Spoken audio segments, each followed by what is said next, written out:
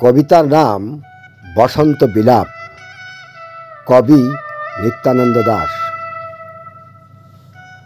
বসন্ত তুমি এলে বলে প্রকৃতির নানা রং, লাল, নীল, সবুজ, হলুদ, আরও কত কিছু। কিন্তু আজ এ ব্যস্ত বসন্তের শহরে তুমিও ব্যস্ত।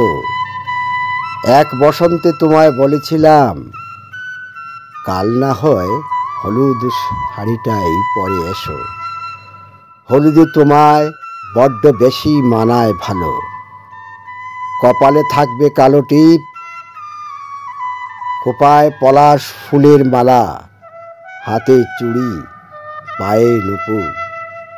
কিন্তু আজ এ বসন্তে হারিয়ে গেছে সেই ভালোবাসা, হারিয়ে গেছে হলুদ শাড়ির মায়া, হারিয়ে গেছে পলাশ ফুলের উৎফুল্লতা, হারিয়ে গেছে লাল, নীল, সবুজ, হলুদের খেলা।